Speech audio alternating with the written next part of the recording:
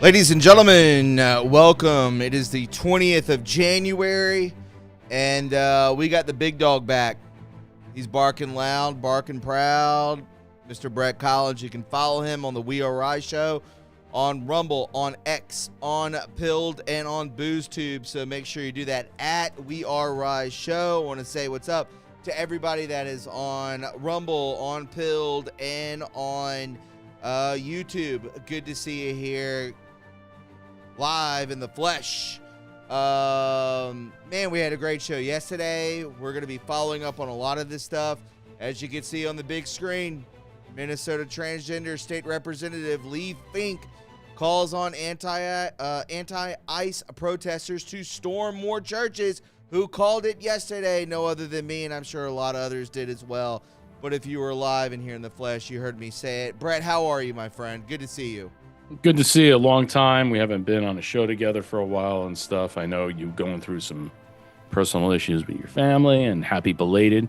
Thank you. We've been talking quite a bit about a lot of different things. So everybody that was asking me, hey, you talk to Thomas? Of course, I talk to Thomas at probably at least 2-3 times a week. So you don't have to ask me anymore. So there you go. If you don't, I'll just tell you if he's okay. I actually told everybody that I was going to be on this show anyway yesterday. So whether we're parsing that out and, sharing and subscribing, I was telling people that we're going to be there anyway. And I figured we were going to cover this stuff. I mean, look, the hot topics today, he's going to Davos. He's going to be there Wednesday. He'll show up there. He's got a team of 300 people. I mean, he's resetting the New World Order. I mean, let's put it this way. He's resetting the New World Order. He's also, we got the Minnesota thing, which is out of control.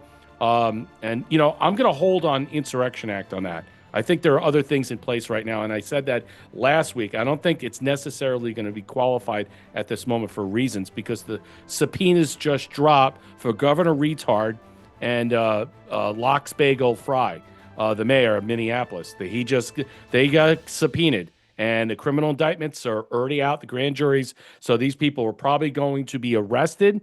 They'll probably have to resign.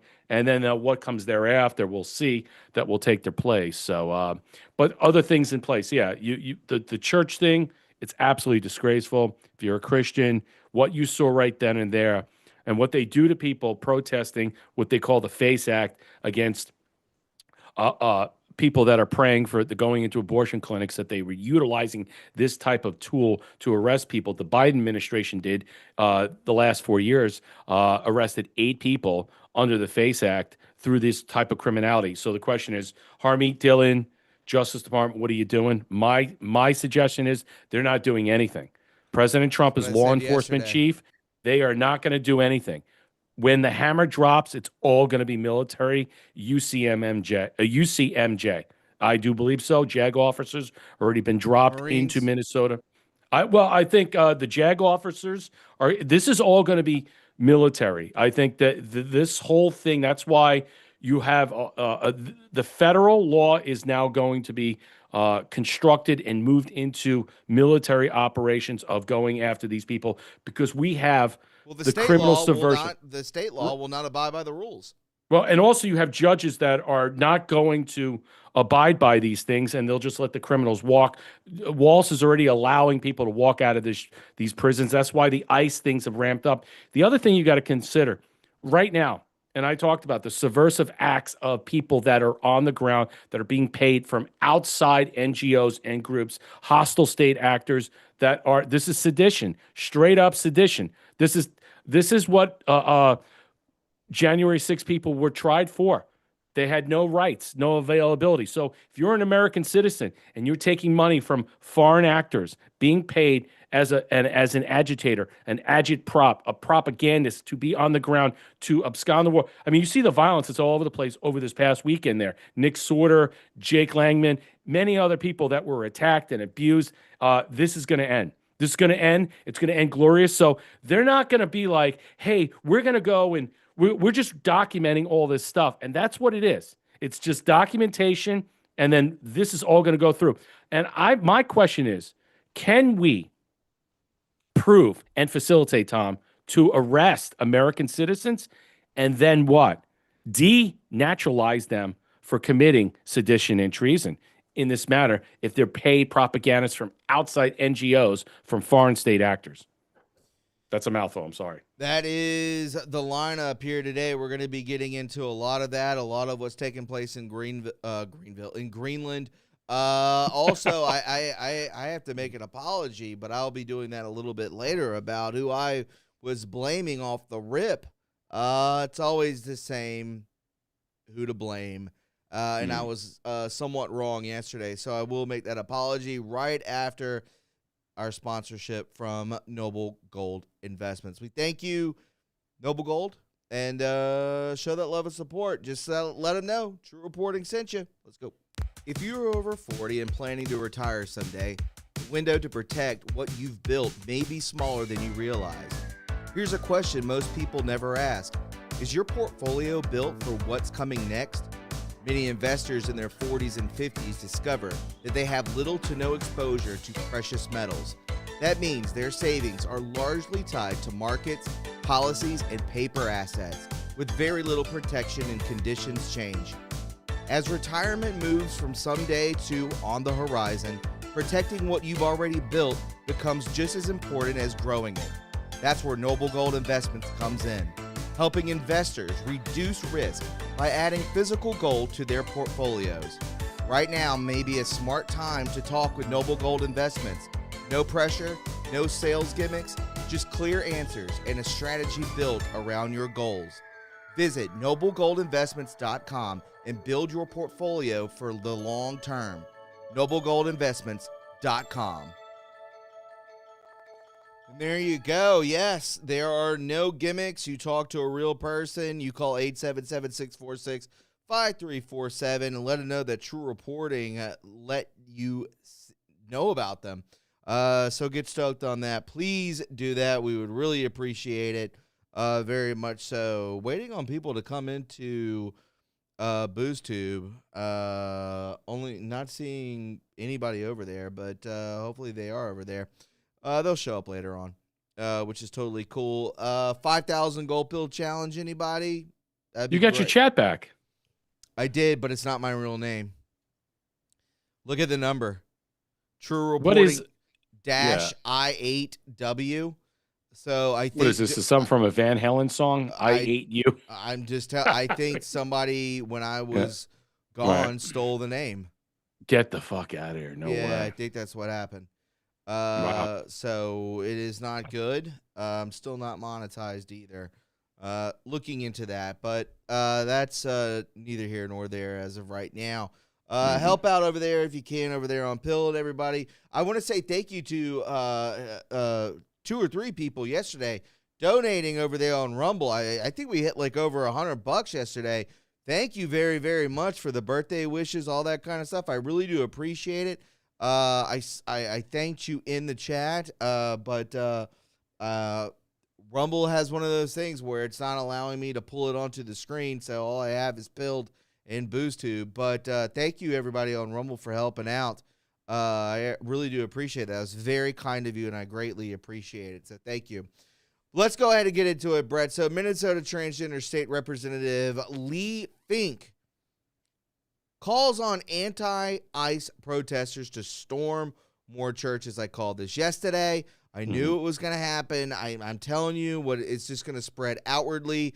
Minnesota Transgender State Representative Lee Fink called on leftists to storm more churches in protest of ICE. Remember, I'm telling you, what was the title of yesterday's show?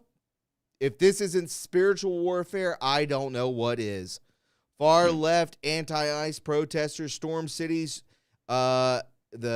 city's church in St. Paul, Minnesota on Sunday.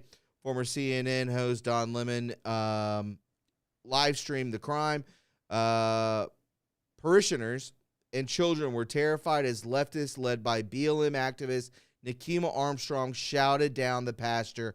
And we've seen all of that. Now, I have to make an apology because I said what they're looking for is a George Droid 2. They're waiting and watching and trying to set this up for a second Kenosha, Wisconsin. That's what they're waiting on. They're waiting on it to happen, and that's what they're pulling for. But guess what? I was the dummy on this. Black people, and I've said this multiple times, they don't even know that they're on the pride flag. Yep, you got a nice black strip or a brown strip right there. I think there's a brown and a black strip over there on that flag. And they don't want anything to be a part of it. The only reason that she's there is because she's getting that cashola. She's an activist. She's a lawyer. She's an organizer, and even said that she was part of an orchestrated scenario, an operation, if you will, for it to happen. And Don Lemon was right there behind them to film every bit of it, because he's a lackey, he's a bum, he's a nobody, and he wants to get clicks. He wants to rage bait you. He wants you to be out there on the streets with these psychopaths to put your person in danger. But it's not the blacks. I'm telling you, it's not. It is white women. White women are the problem. Let's take a look. We are one. We won't stop fighting. We won't stop fighting. Till ICE is gone. Till ICE is gone.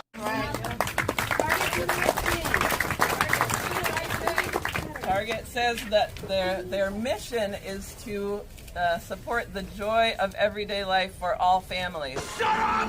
Shut up! Shut up! Then do it. Do it! Do it now! Justice over profit! Justice over profit! People over. I sit here not only as a mother or a grandmother, but I sit here as a great-granddaughter of an immigrant. And I sit here... There's something wrong with the black man's mind! There's something wrong with his mind! Stand with us. You must stop discriminating. You must stop treating immigrants wrong. You must give them better wages. You must give them an opportunity to have housing. You must give them an opportunity to feed their children. I sit here because this is the right thing to do. All right, we're going to pause right there. I apologize, black people. This is a homeless psychopath. I froze on her face. If you've seen someone out in the cold in Minnesota, she's finding a nice warm place in Target in a shopping center, sitting Indian style. You see there's a brown child behind her. Half these people look homeless. This is a homeless person that was paid money to say, "Oh, the immigrants, oh, Lord." You know, she takes her hat and, "Oh, I don't know what I should do, master. Oh, my God." Listen, I'm telling you right now, these people are 100% paid for. They don't look well, but they'll say anything for some cash. And I can promise you that. And I've seen interviews with the black community saying, "I don't give a damn about these illegal immigrants. I want them gone too." Because guess what? They're taking my EBT. They're taking my SNAP. They're taking all this stuff from me. That's what they're saying. The poor African Americans, the blacks out there, the impoverished blacks out there, they don't like this. You can be racist if you want. I'm not trying to be. I'm just letting you know that they're bringing in homeless people. Does this person look well? Absolutely not. Brett, your thoughts on this? White women are the problem, and I thought well, it the was one, black. the gateway pundit that you put out, the woman that has been exposed that went in the church and did this whole thing, sits on the St. Paul, Minneapolis school board. Yes. She should be fired automatically, violating the FACE Act, which is the Freedom of Access to Clinic Entries, which was created in 1994, federal law by Billy Bob Clinton, using force threats of force or physical destruction, obstruction to intentionally harm someone, obtaining or providing reproductive health services. That was for abortion. And also similar actions against people exercising religious freedoms at places of worship, destruction of property, therefore interruption and what have you. How is this pertinent, relevant to the whole thing is because they violated all these laws. Whether Harmeet Dillon or whoever else sits at the civil, at the Justice Department handling civil rights and stuff, none of this stuff, because as of today, there have been no no inquiries, no anything regarding Don Lemon or any of these people and stuff. This is why I go back to the same thing. Pam Bondi, all the people of the Justice Department are just the face of the real power that sits behind the throne. And behind the throne is President Trump. He is With the the real, hammer. he is the hammer, he is the force, he is the chief law enforcement officer, as he says all the time. And I'm telling you, he's bringing the military in. They're going to come in. You have 1,500 troops stationed. I don't think it's going to be insurrection there per se. I think that's going to be, I think he's going to wait. He's not going to tip his hand, but he will, through national emergency, send these troops in there. They have JAG officers. They have other people in there for denaturalization, deportation, and other things. Yes, American citizens will be arrested that are paid provocateurs, agents of subversive actions that are here, brown shirts, whatever you want to call them. Yes, they will be pulled off the streets. When the military does move in, the National Guard and stuff, they'll be engaged conflict. This will be, you notice there's no destruction, but the violence is upticked. And I know, and I do believe that once they go in, then you'll start to see shit burn and the violence will uptick. Don't be surprised people are shot and killed. Okay. And, under the Insurrection Act, whether you want to do it a national emergency, if he declares it not, You think in live Title 10. rounds? I mean, just like an ice Yes, I agent. absolutely do. I think live rounds That's will be what I happening. said yesterday too. Yeah, under Title 10, it says on the Insurrection Act, if it goes forward, because he's already invoked it by telling Governor Retard and Bagel Locks Fry, hey, buddy, your subpoenas are coming. It's time for you to step down and walk away, do the right job, surrender, because this is a sanctuary state fiefdom that has been captured with 16 other sanctuary state fiefdoms that are now trying to summarily walk back immigration laws. And so what Trump is saying, hey, look, this is going to be right now, this is going to be full blast. They're basically saying either do it or we're going to come and arrest you, and it's not going to be pretty. And so if they come and arrest them, then the agitprop of all the stuff that is percolating up will escalate in defense, because they're going to release as many criminals as they can onto the street and let it all go batshit crazy. That's my belief. That's my thought. And so, yes, if American citizens get shot in the crosshairs in this, they deserved every bit of this, because you should not be on the streets with your children at 12 o'clock at night, 5 years old, at 8-degree temperature. All right. You shouldn't, your children, when you get arrested, you're going to lose your children. All right. To Children's Services, and you deservedly so. When I saw that, and I said it a week ago on my show, that they're using children and school systems to let them out so they could protest in the streets to block ICE and all these different things. It's a disgrace. It's disgusting. And I think the rot and the filth has not gone away from 2020 and what has taken place with 2020 and George Floyd and all the burn that happened, the burning of the chief. I mean, look, the chief of the police right now has been told to stand down. He has admitted that. We are standing down because we know it's coming. They know it's coming, and it's going to come, and it's going to be hard, and I'm going to enjoy every minute. I'm going to smoke my cigar, drink my scotch, and you should enjoy. Yes, and I've said this on my show, and I'm going to say it now. Live rounds will be utilized to execute anybody that gets in the way, that attacks federal officers and National Guard. And as we should defend them, because you and I voted for this. We wanted this. This is exactly what I want. I'm not going to be pulled back into the water by the black pills and drowned. I want this. I want all the illegal criminals. They're supporting the fraud, the theft, the grift and the graft, the corruption, murderers, rapists, pedos. If you're in support of that, you're not an American citizen. And you know what? If you get capped in the process or popped in the process, so be it. I don't really care. Like I don't care about Renee No Good. Right, exactly. And I'm right there with you when it comes to a lot of what you said, because, again... Are you? Your reaction to my... No, I'm serious. I was looking at Tia's post. Yeah. They want a child to be killed on the streets during these protests that will kick things off. It's going to be a child. It's going to be a someone of color for sure. You were right about that. They're going to use the blockades in any way they could put up their for sure their people, whatever their people are, as shields. Human Shields. Thank you. Human shields. Thank you. That's what I was They'll thinking. put them up as human shields, and they'll be shot. And then guess what? Then more money comes in. Then we can turn this into Kenosha, Wisconsin. That's exactly what you're going to see. So again, they're trying to push it. They're doing as much as they can. We are on the breaking point. And speaking of this, Michelle Obama says that she is mindful to try to avoid white-owned brands, and others should be as well. All right, this goes back to my apologies about white people and black people and back and forth. Now I'm back to the black people. My God. If I hear of someone whose fashion that I like and I know that they're a person of color, I try to make it a point. But the clothes have to be available. I think we can all do some work to think about that balance in our wardrobes.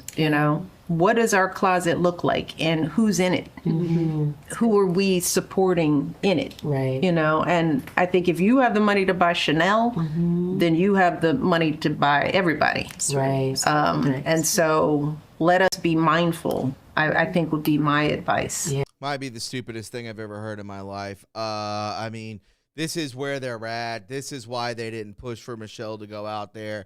This is why she didn't run in 2024. I don't think that she has it together. I don't want to be a part of this, all this kind of stuff. We're going to be talking about fashion and what we have in our closets and so on and so forth. The black community, listen, you have bad leaders, and I truly, honest to God, believe that a very high percentage does not care about ICE. Maybe right off the rip, No, you're right. you would look into Instagram, you would look into TikToks, you would look into these people that were black activists saying, well, we're going to be deported. We were brought here on a boat. We're going to be deported. We're right in the mix of this because we're Democrats. That it could be further from the truth. That is propaganda. That is gaslighting. That is what they want you to know. So again, when it comes to Michelle Obama being racist, which is exactly what that was, if you had a white woman out there say something, well, if I looked in my closet and there were black, designers on my clothes, I wouldn't wear it. I would take a second guess. Am I right, ladies? Now we have these guys from Wall Street Apes. Wow. Minnesota Attorney General Keith Ellison says that his Minneapolis ICE riders can storm churches during the service. Are you seeing it? Are you seeing this now? You had the gentleman from just a moment ago. Lee, whatever. Kemp. I forget what his name. I think it was Kemp. A JOO. Now you're starting to see this thing that we've always seen. Remember that meme where it was all the local TV channels, all the mainstream media repeating the same thing over and over and over again? We will storm all churches. None of us are immune from the voice of the public. Democrats will let rioters invade churches to protect their illegal voters. And I'm sure D.L. Hughley, a leftist comedian, knows all about this. So let's be stupid and listen to him. The protest is fundamental to American society. This country started in a protest. And, it's freedom of expression. People have a right to lift up their voices and make their peace. And none of us are immune from the voice of the public. So I think that you got the First Amendment, freedom of religion, and the First Amendment, freedom of expression. And I think that, it's just something that you got to live with in a society. Yeah, great service you have there, pal. And again, I'm telling you this right now. I probably have, as the normal white person would say, I got black friends, and I do. None of them give two shits about any of this. They do not care. Yes, it's happening in Minneapolis, Minnesota. Yes, it's probably going to happen in California because of what they're being exposed for. $9 billion in fraud in Minneapolis, Minnesota, and in Minnesota, $40+ billion in scams and in fraud within California. But I'm letting you know, black people don't care. They don't care at all about ICE going in and taking out these illegal immigrants. They don't care. What you're witnessing is the buildup. And people were saying yesterday, this is 100% the powder keg. They're just igniting it for what to happen. Not for a Mexican to be killed. Not for a Latina or a Latino to be killed. They're waiting on a black man or a black child to be killed. And then there it goes. There's your civil war right there. Brett, your thoughts? I don't have any black friends, and I'm perfectly comfortable saying that, and I don't care. I don't seek them out. I don't seek out any minorities to be my friend. All right. It just happens. And if it happens, it happens. If it doesn't, so be it. But I'm not going to boo-hoo over it. I will say this about that. I did see a lot of black people be interviewed on the street by various reporters of a white Caucasian descent about how they felt about Somalis. They're like, well, they're not us. All right. And we're not. And I saw one guy say a balloon head, and I thought that was hilarious. And another one said inbred and said, yeah, these motherfuckers are taking all this money and blah, blah, blah, and this and that. They crossed the line.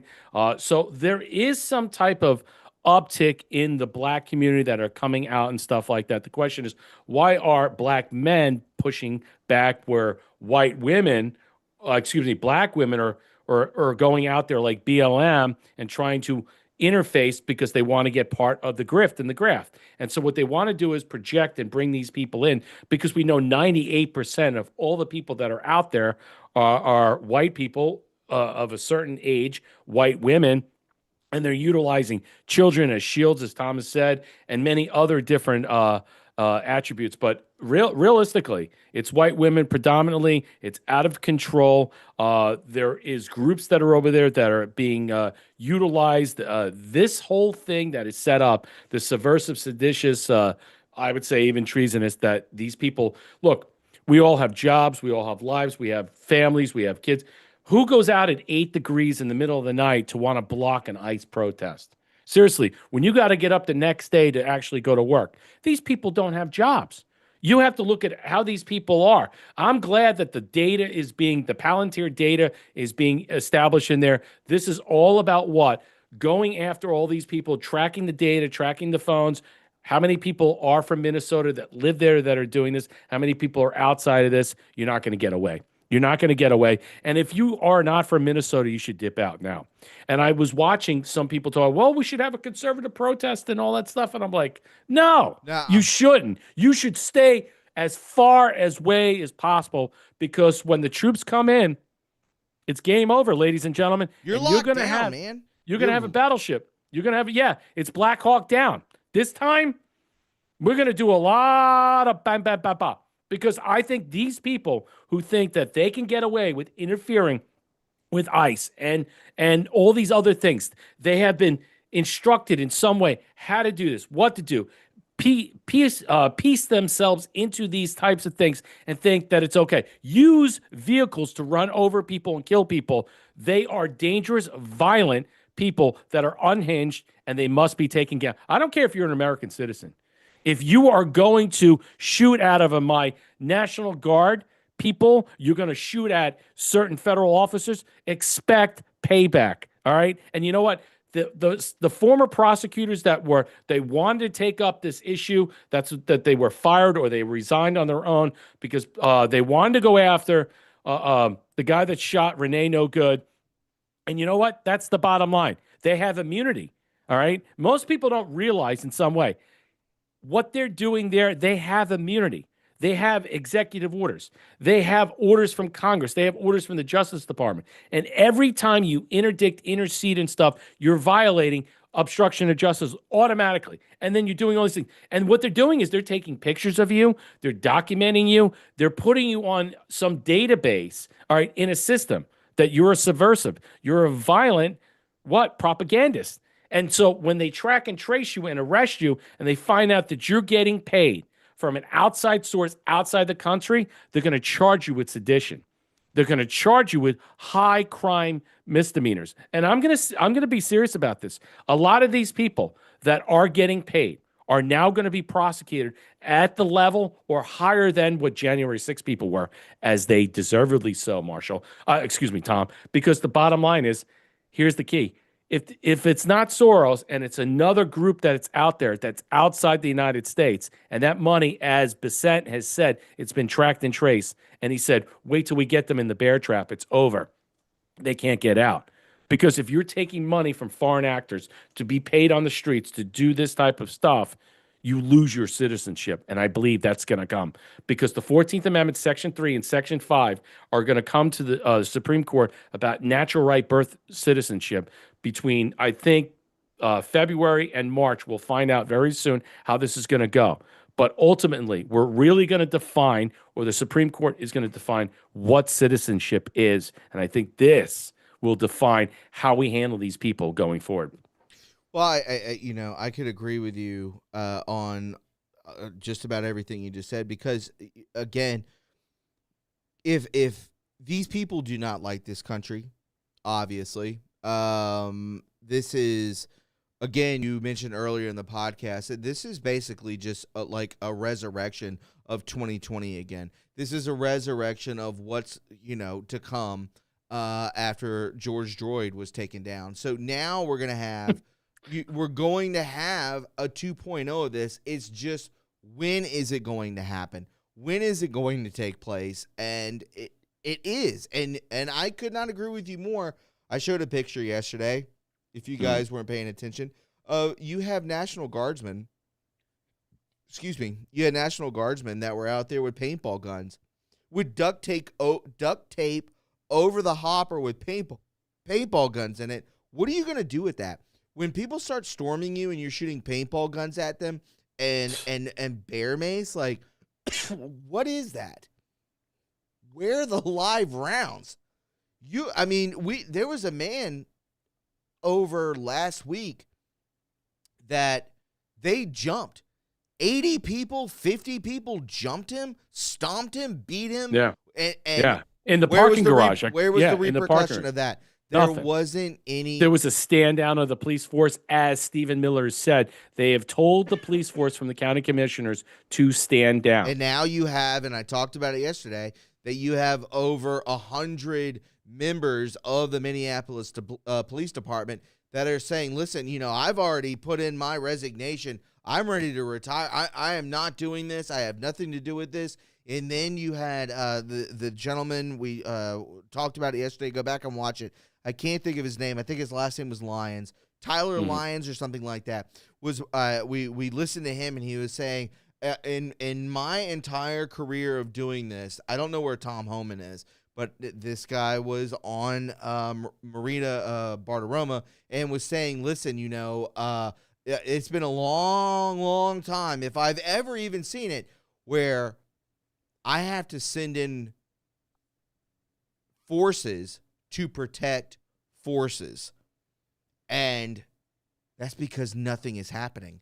Right. I don't want the powder keg to I do and I don't. But I also read something. It's not up to yesterday. you. It's going to happen no matter what. It's not up to me. Maybe I have a little bit of, I don't even know. It's out of my hands, and you're absolutely right. Stop being a pansy and just, take it. You should consider the people walking around with weapons protecting the street. We have people in this chat every day that are like, I'm from Minnesota. I'm from Minnesota. This is happening 5 blocks down the road from me. This is happening 8 blocks down the road from me. That's amazing. I've been seeing that. They're not here today, but if you are, I can't remember the names. Let me know in the chat. Let me know in Rumble. Let me know in all of them, please. If you're in Minnesota, let me know. We've been seeing that in the chat. Get the hell out of there, man. That is not. If you're not from Minnesota, you should dip. You should step off. But if you're from Minnesota, you live there. My advice is that you're going to face martial law. They're going to come in. They're going to shut it down. And my advice is play ball. Play ball. Because you don't want to be one of these people walking around knuckleheads with an AR-15. I'm protecting my street from ICE. You don't want to be those people because those people are going to get shot and killed.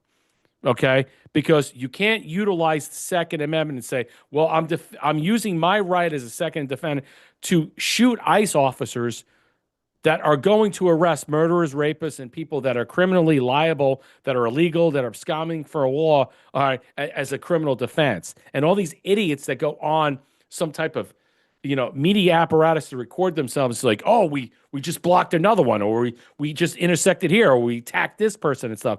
I mean, I think these people are the stupidest people I've ever seen in my life. You're on video. You're admitting.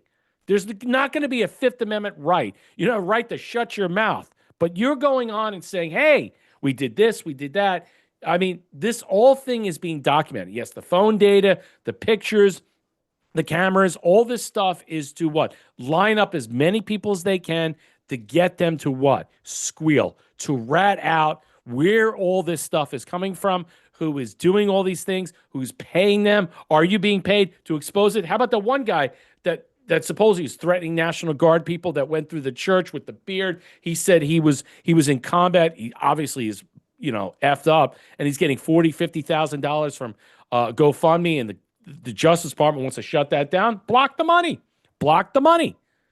If you're collecting money on rioting, on rebellious, mutinous attacks by going in and violating the FACE Act, and you're collecting money off it, and then you're deeming that you're a veteran, okay? You obviously have some PTS issues, and then somehow, some reason that you will walk around and then what? Threaten National Guard people on DC, and then you're doing the same thing. These people are completely lost. They cannot be accounted for. And I will say it again, 20% of America minus the 50 million of criminal legal scum in this country is gone, ladies and gentlemen. And do the math. Take 50 million off the top and then subtract and then times that by 20%. There's your number that's left in America that has its well-being in hand. I love it. And I totally agree with you on that as well. Everything I'm agreeing with you on this. We'll go into this now before we take one more commercial break. I will say this. Leftist protester who stormed Minneapolis church taunts the DOJ to arrest him. Come and get me, Pam Bondi. You know what? I agree with him because I don't think she's going to do a fucking thing. I really don't. And just like Brett said at the beginning of this podcast, she's the face. She doesn't do nothing. Kash Patel doesn't do nothing. Deputy Dog has stepped down. We need the hammer to come down from behind the scenes, from behind the curtain. I'm telling you, on Sunday, a mob of crazed leftists led by former CNN anchor Don Lemon stormed into a church and started harassing Christian worshipers. If you missed it, here's the full story. We talked about it yesterday. Look at these weird ads on this. Today, the Department of Justice announced that they would intend to press charges against the protesters, including Don Lemon. Bye-bye now. They're going to say that this is a racism thing. Pam Bondi, let's see what she says. I haven't read this. I just spoke to the pastor in Minnesota, lovely fella, whose church was targeted. Attacks against law enforcement and the intimidation of Christians are being met with the full force of federal law. If the state leaders refuse to act responsibly to prevent lawlessness, this Department of Justice will show action. In a video posted on social media, the bearded, beanie-wearing liberal challenged Pam Bondi to arrest him. Specifically, he taunted, "Come and get me, Pam Bondi, you effing traitorous bee." I mean, here he is right here, and he's wearing an F. This seems like rage bait. I don't even know this is real. Who's wearing an F Trump beanie? I don't know. It just seems so lame. Apparently, this guy's name is William Kelly, and he goes by the name of DeWoke Farmer on social media. Whatever. It appears that Kelly goes around the country inciting violence. Paid to, again, I've told you this over and over again. None of this is grassroots. None of this is 100% from the bottom up. There's no grassroots. You heard yesterday from that activist, from that lawyer, from when she was in that church, and she said, listen, we're part of an organization. Well, what is that organization, by the way? Well, I'm not going to get into that. We're not going to get into that. So you're organizing behind the scenes, By the way, I was talking about this. I'd love to bring this to your attention, Brett. Here's a great question. These apps that are out there, that are on Meta, that are on social media, that are on iPhones and Androids, where people can meet up, why are those not taken down? Where's the justice in that? Because they're being used, they're being monitored. All this stuff, again, the Justice Department and Harmeet Dillon, while they're all taking account of all this stuff, is only going to be fast-tracked or forward to the actual JAG officers that are on the ground. This is going to be a military operation inside of Minnesota. Minnesota is now set up as the actual, let's just say, theatrical masterpiece of a massive takedown by a corruption of not just the governor, the mayor of Minneapolis, his whole cabinet, many elements of other people that are going to be arrested. And, my show yesterday that I said some things, to save America, we're going to have to do some tyrant things. And are we good with that? I mean, it's better. I understand that. Before we get into that, but my question to you, and I know you answered it, but it was very interesting. These apps that they are they're being monitored. They're being monitored. By what? Well, whoever's monitored, I think there is some type of people that are monitoring it. I'm not saying group meetups. Yeah, look, if you're on any of these things, good luck. Good luck with your life. Good luck with your well-being, because you're planning subversive acts against the United States to attack. You're there to incite riots. Essentially on a list at this point. Well, yeah, you're definitely on a list. Think about this. This is no different from January 6th. And so when I look at this in some way, the insurgency, the mutiny, the uprising, the revolution that is taking place right now, everybody that is being recorded, phone logs, facial recognition, everything is taking place. So they're going to use all this stuff to prosecute you.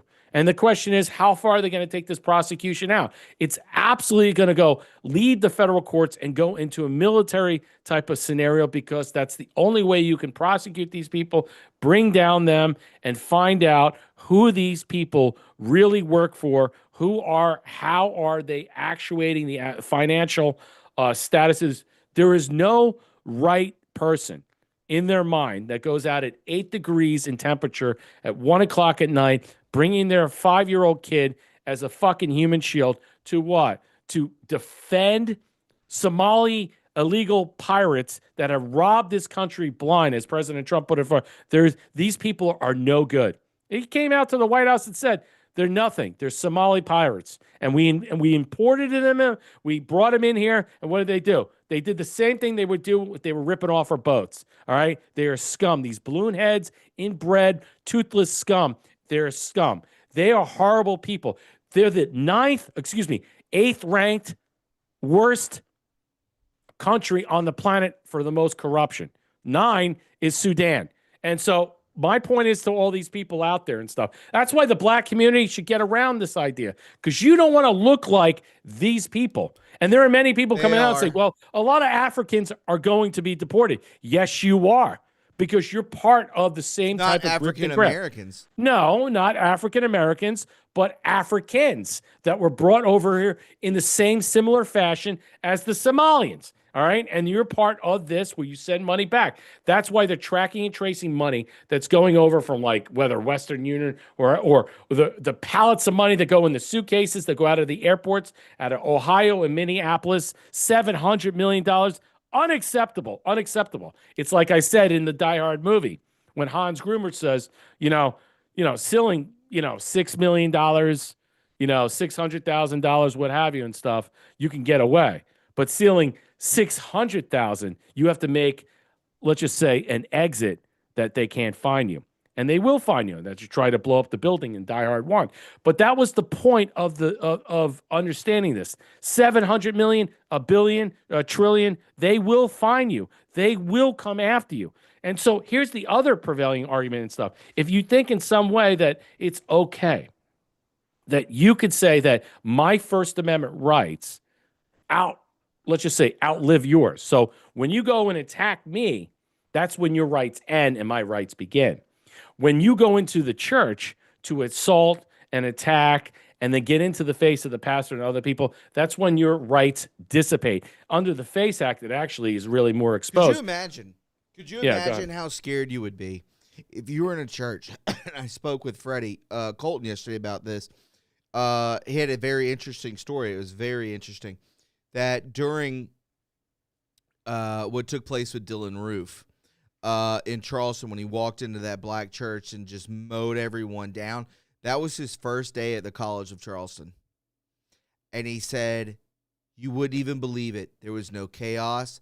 There was nothing. All it was were black, white, Hispanic, Asian, everyone praying together. And the media totally took it in a different direction. He goes, I was there. I was there praying. The day after, with it laying down flowers of all those people that were taking place, could you imagine being in that church and then everyone's dead silent, you're listening to a sermon, and then all of a sudden the door kicks open, and then you see a bunch of psychopaths run in and they start marching and chanting, and then you have Don Lemon in the head of this thing putting a microphone into the face of a pastor and being like, what do you think? Hey, please don't push me away. I'm here. It's against your legal rights. Well, you're crowding him, of course. There's personal space within all, not even a confrontation, which it was, but in any situation of a personal, space of any situation, this was what was taking place. It was extremely uncomfortable, and I could tell the guy everyone in there was fearing for their lives, like, oh my God, there's going to be a shooting. There's going to be something bad. That's why they left. They departed with their children, and they did so rightly. I think that was the smart thing. They didn't know what was going to take place because the violence was upticking, and it was smart to just leave the thing, not engage, and walk away. And I think that the fact that this is all covered, this will be part of the subversive, seditious acts. And look, the law is going to come down on these people. Yes, nothing is filed. Harmeet Dillon's out there, FACE Act, civil rights, and all that stuff. Let me tell you something right now about the Justice Department, the FBI, and all this stuff. They are just the face of the administration. The real power wields behind President Trump. If you don't think that nothing is happening, like I hear it all the time, Brett, you're just part of this whole thing. I'm like, listen, if you really think he's going to get rid of Pam Bondi and then go through another type of confirmation with some other person, you're crazy. You're going to get rid of Kristi Noem and go through another whole scenario of a confirmation. Good luck thinking. All these people are picked as window dressing mannequins to fill what? The face of the administration, while the real power behind the scenes executes justice. And look, if you don't think that's happening, wait till you see what happens in Minnesota. Wait till you see what happens in Minnesota. So while all the black pillars are out there, nothing's happening, nothing's going on, they're not going to do anything and stuff. The video, look, these people are basically self-sabotaging themselves. I understand that. I understand they're self-sabotaging, but let me ask you this. When you talk about black pillars and stuff, has anything happened? No. So, I mean, I think... What hasn't happened? So what are you saying? You're saying that nothing has happened. No, I'm telling you that people are on the brink when it comes to arrests. That's what they want. Everyone is talking about it, from a small group, small podcast, to a large podcast, to I'm not denying Fox that. News, to any of that. Everyone is saying, where in the hell are the arrests? Right. Because you know where they're coming from that. What the hell happened with the Epstein files? All that. If you arrest Don Lemon, right? Say you just go and arrest Don Lemon, FACE Act, blah, blah, blah. He goes before a federal judge, indict him and stuff like that. The process. You want these things. It's something. I think you want it. I know it's something, but I think you want to get it on a larger scale, okay, that you can bring in certain different types of Mafia-esque style scenarios that you can piece together, that you could go on a RICO and all these other things that you can indict more people simultaneously for the same types of crimes. Go after large-esque figures bigger than them that are paying them to do it. I mean, this is low. It's not just low-hanging fruit. I mean, it's just like Don Lemon saying, look, he's calling us white supremacists and all these other things because we're It's like Christians. a Jesse Smollett type Yeah, thing. and he's married to a white guy, and he was taking it up the butt from a white guy. All right, so Allegedly. I mean, he's already subjugated. Allegedly, he's married to a white person. All right, a white man. All right, who. And so the idea that he's out there being an propagandist, inciting all this stuff, he thinks he can get away with it from some type of journalistic standpoint. It doesn't make any sense that he can, because he's saying, look, I'm no different from Nick Sorter. Well, Nick Sorter's been attacked multiple times, and the police said too bad. So Lost where's his $1,000 rights? camera. Isn't Yeah. that a felony? Anything over $1,000 Yeah. is a felony? Well, I don't know the laws. Well, federal laws, if that's what we're looking at, but civilian laws in Minnesota, they're all over the place. But the subpoenas have dropped. The question is now, Tom, what will happen with Governor Retard and Mayor Bagel Locks? Will they both resign? They're going to have to answer these subpoenas. They've been criminally indicted for fraud and major other things that are happening. You can go to the WLT report that I just put out there on Telegram. It's massive. Now, the question is, are they going to resign? I think they are. I think the governor is definitely going to resign. And I think the question is, when does he resign? And who will take over? The lieutenant governor has their own problems. There's other people in the administration. Keith Ellison's coming out there inciting more violence. He's on tape for bribing, for bribery. They got him on tape. So he's going to resign too. So there are multiple people that are going to be involved with the whole orchestration of a RICO scenario, that of this theft, this bribe, this grifting, this grafting, the stolen wealth, that are all coming down. So I think the timing is going to be set up summarily with the idea, with the actual troops going in, with certain MPs, meaning military police going in there with the authority under federal law to arrest these people. And then we'll see what happens. We'll see who takes charge. The interesting is, who's going to take charge of the state of Minnesota, the city of Minneapolis? Will it be The military. the federal? It'll have to be the military, because you can't trust the police because they've failed. You can't trust the corrupt city council. You can't trust the cabinet because they're all going to be deposed. They'll all be summarily resigning simultaneously because You they'll would all be hope. caught in this. Well, yeah. So temporarily, how this is going to be. But I don't think it's going to be the insurrection per se. I think that you'll have to set this up in such a way. You want to save it for the spreading of this STD, which I call it, is the stolen wealth that's going to spread to New York, California, and other places. I said that yesterday. We are right on the same page with that, which is crazy, because I did say that you're going to have to watch this spread outwardly before things go nuclear, go active, whatever you want to call it. And I totally agree with you with that. It's going to expand. It's going to get dirty. It's going to get ugly. But I mean, they're calling for a civil war, and that we talked about that yesterday. Let's take one more commercial break. Well, do you think we're in a violent? I've said for over a year on your show and my show, we've been in a de facto state of civil war for a while, and we just are now waking up to it because we're out of our. I think there mode. was, I mean, a full blown civil war. I don't even want to think about it, but I mean, we were pretty damn close to it during BLM and Antifa and all that kind of stuff. But again, was that a civil war? But it wasn't. It was all paid. It was a show. People died. People's buildings burned down. Black Lives Matter would burn down a black owned business. I mean, none of that was real. Actual physical civil war. I just don't see I don't see that happening. I really don't.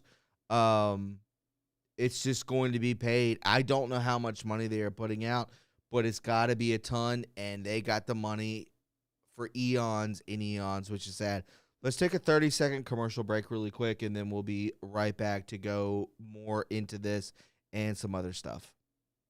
How are you insuring your retirement? You insure your car, your house, your health, so why not your retirement? Gold isn't about chasing returns. It's about managing risk. It's a way to help protect what you've already worked a lifetime to build. That's why I trust Noble Gold Investment. They educate first, they never pressure, and they make the process simple and stress-free. If you're thinking about the future and your family, now is the time to get informed. Visit noblegoldinvestments.com today and download your free wealth protection kit. Noble Gold Investments, helping you ensure your future.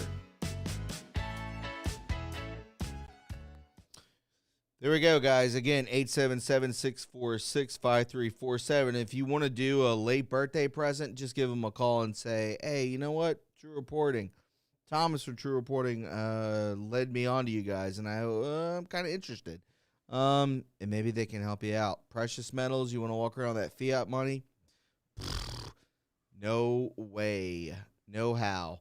And we thank Noble Gold for being a sponsor of this show. Gold's up like 146% right now. It's Yeah. like 4,995 when I looked at it earlier today on CNBC. Silver is up $98. Holy shit. And I A hold week and a silver. half ago, it was at 81%. So Yeah, think and about it that. dropped. Dude, well, that means right now, because Trump is going to Davos, I have a lot of discussion on Davos, what is going to take place in Davos, how Davos is going to be. President Trump is resetting the New World Order, ladies and gentlemen, and he's doing it at Davos with 300 of his contingent personnel that are going to be there to basically take over. The idea about Greenland and this whole war and stuff, this is going to be settled on tariffs. We already paid out the money. Notice you never hear anything about billions tariffs. and billions of dollars are Because paying it's out. working. It's not just that. We've already paid out and it is settled. that. They owe us money. They owe us money for NATO. Okay? We're in debt because of NATO. And so NATO either pays up, we walk away, or we say, you know what? We're just going to tariff you to death. And you know what? Too effing bad. You know what? Your champagne, we charge it here. It's going to be 3 times what it's going to be 4 times. You think someone's going to buy a Moët at like $800 when it was only $100? Yeah. Or some type of Veuve Clicquot that was like $80? It's going to be like $800? No, they realize they're going to be screwed wholly from left to right. They realize that the United States now is not playing around. We're going to lay down the law. We want Greenland. And it's going to be not just for Get into submarine bases, economic reasons that people don't realize what is taking place. It has been disconcerting to watch Minnesota Governor Tim Walz and Minneapolis Mayor Jacob Frey go out of their way to defend not only the violent actions of illegal aliens residing in their state, but also the criminal behavior of citizens who endanger the lives of law enforcement officers and everyone around them by obstructing necessary arrests. The Department of Homeland Security has been spectacularly transparent about the targets of its operation in the North Star State. Immigration and Customs enforcement agents are going after the vile beings who should not be walking away freely on American streets. Men accused or convicted of, I can't say a lot of this stuff, murder, CR, and other horrific violence have fled their home countries and now are calling Minnesota their sanctuary jurisdiction home.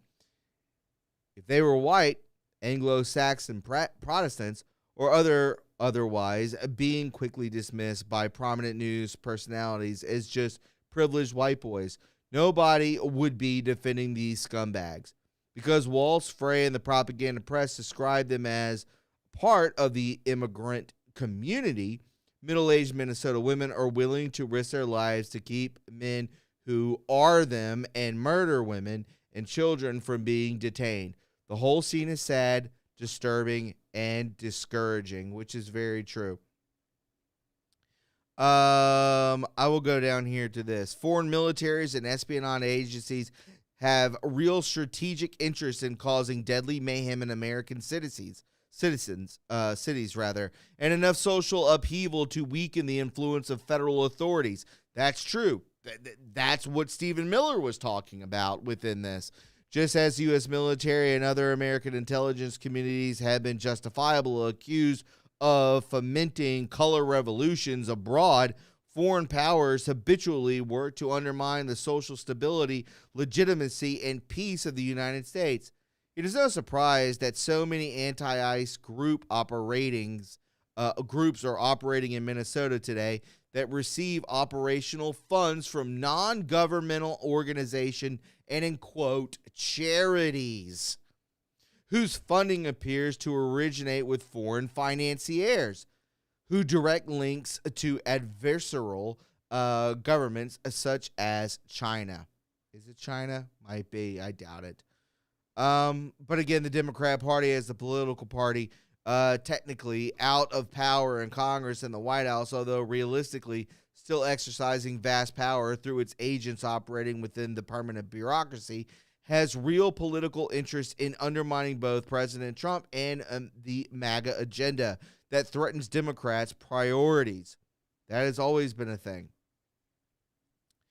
So there are many external players quietly operating behind the scenes of chaos in Minnesota, while the propaganda press pushes hysterical narratives meant to portray ICE agents as Trump's Gestapo, leftist activists, obstructionists as just caring moms, in quotes, and despicable murderous PEDs from faraway foreign nations as just ordinary Minnesota men. The true story involves a range of economic, geopolitical, subversive, and criminal interests that all benefit from open borders and endless illegal immigration. And I will say this. Now we have Governor Walz and Mayor Frey actively subverting a federal immigration law and a loud contingent of activist judges, obstructionists, politicians, and intentionally misleading members of the propaganda press pretend that Minnesota can do what Arizona could not, and that is establish its own immigration rules. 15 years ago, the Obama team argued that, in quote, we can't have 50 different immigration policies, but today Obama's friends act as if Minnesota can do whatever it wants. The consequence to a federal authority and national sovereignty be damned. Either the federal government exercises authority over immigration enforcement or the state of Minnesota does. We either have a country or we don't, and I can promise you this, the state of Minnesota, I've already told you at the beginning of the podcast that 100% they are already saying, I'm taking leave, I'm out of here, we do not want to do this, we do not want to be a part of this. They saw what took place when it came to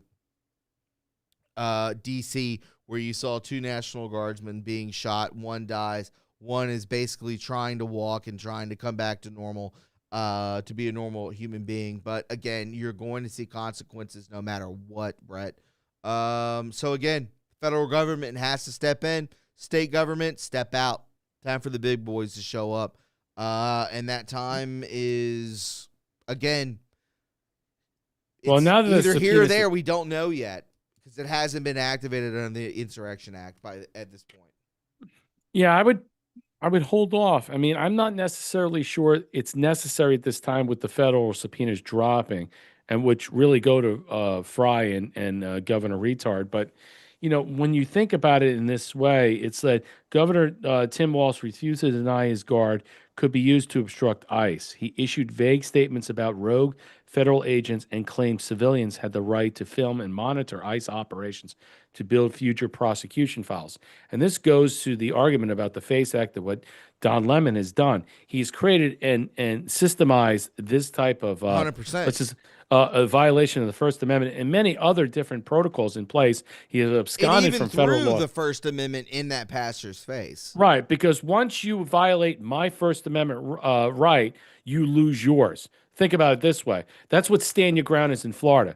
So if you come at me to attack me and kill me, and I put you down, pop, pop, pop, which I will in a second, I wouldn't even think twice to defend me, my life, my person, my liberty, my dog, my wife. I wouldn't think about it. And, you know, I don't need my car to do it.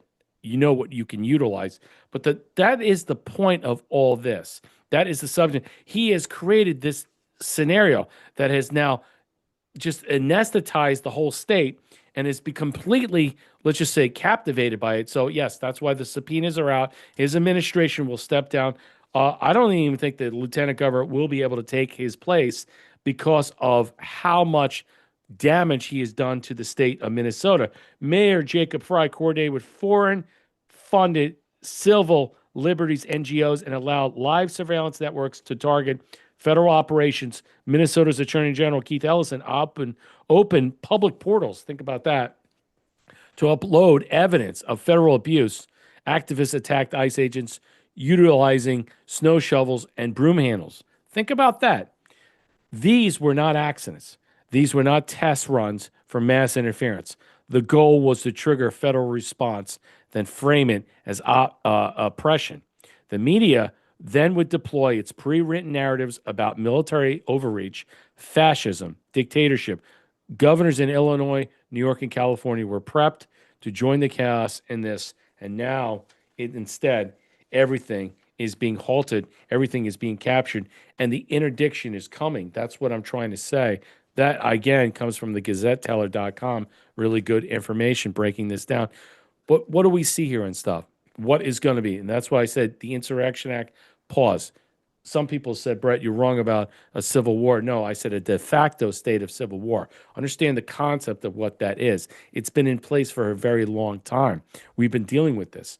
But what we understand now to take place, what is going to move forward with the National Guard coming in under a national emergency to, let's just say, basically control what the governor, retard, put up, 3,200 members. There's another 13,200 on the back burner that President Trump will take command of this, commandeer this, move this through, settle all this stuff, and then you'll see military police, federal agents execute the laws, arrest the governor, the cabinet, certain administrations, and the mayor of Minneapolis, and many other people that sit on the city council that have been caught and captured of this RICO transition. So sanctuary states now will now be put on blast by what is going to be the fallout of the state of Minnesota, the city of Minneapolis. And so this type of illustration, orchestration, or demonstration will be utilized as the model, the base for Chicago, This is ground New zero. York, L.A., San Francisco, San Diego, many other, Phoenix, many other different places. This is ground zero, and it's an actual great way to look at this in some way, because what comes down from this will be spread around like bigger than an STD from the villages here in Ocala, Florida. I mean, honestly, this is going to spread like wildfire, and many of these other states that think that they can co-opt this and intervene and interdict with all the incoming subversive money, NGO money, good luck. Good riddance, and I can't wait. And, some people, Tom said to me, he said, Brett, that's pretty horrible that you say that American citizens will be shot by federal officers, National Guard. And I said, Who's to well, say they won't? I go, have you seen the Civil War? Americans fought Americans in the Civil War, the North versus South. And so there's still an argument about who really won that war. Here's the second thing to think about.